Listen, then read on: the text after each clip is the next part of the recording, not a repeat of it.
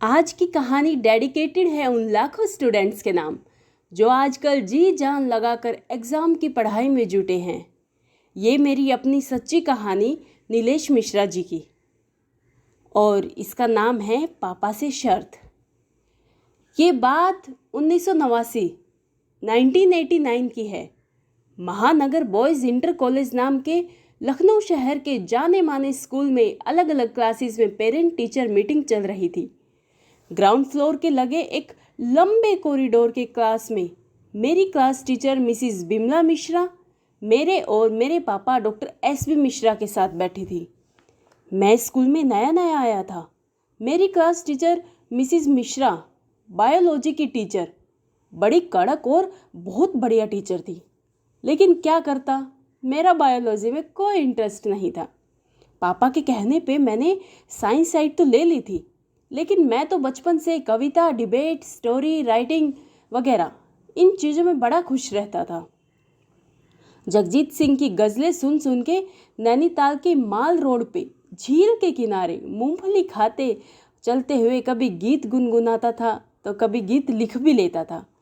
ऐसे में मैं जब लखनऊ आया और महानगर में मेरा दाखिला हुआ तो गीत, गज़ल, रोमांटिक शामें सब भूल गया। जब मेरा सामना एक बड़ी दिग्गज चीज से हुआ। बायो लैब में मस्त टांगे फैलाए मेरे सामने लेटा हुआ महानुभाव मेंढक।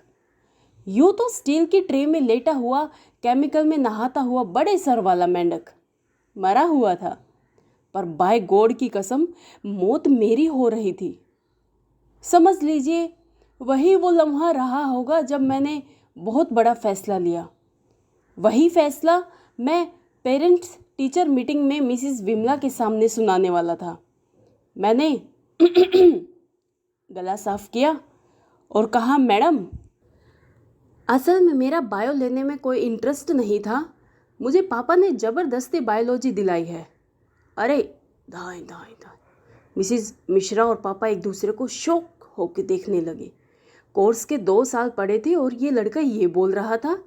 खैर, मामले को रफा दफा किया गया और घर आकर पापा ने मुझे एक ऑफ़र दिया। हमने एक शर्त रखी, मेरे और पापा के बीच में हमारी लाइफ की एकमात्र शर्त। बोले, अगर क्लास 12th में तुम्हारी फर्स्ट डिवीज़न आ गई तो तुम ग्रेजुएशन में आर्ट्स साइड ले सकते हो, वरना मैं जो चाहूँगा वो होगा। मैंने कहा, मंजूर है। अगर चाणक्य 1989 में जिंदा होते तो मेरे पापा पर बड़ा प्राउड फील करते। पापा ने अपनी ओर से ज़बरदस्त चाणक्य नीति खेली थी। चित भी मेरी और पट भी मेरी।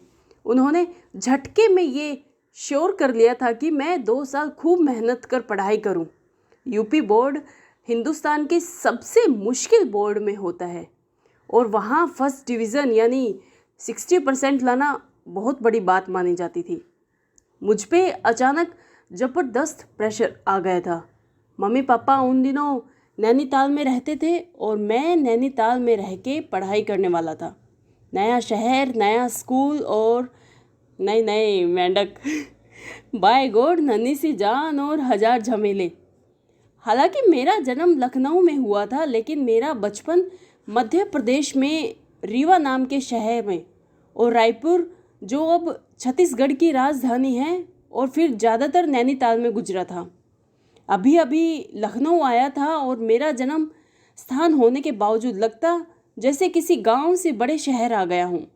स्कूल में एडमिशन लेना जैसे अब महासंग्राम की तरह जीवन मृत्यु जैसी स्थिति होता है, ऐसे तब तो नहीं था, लेकिन अच्छे स्कूल में एडमिशन लेना छोटी मोटी महाभारत से कम भी नहीं था।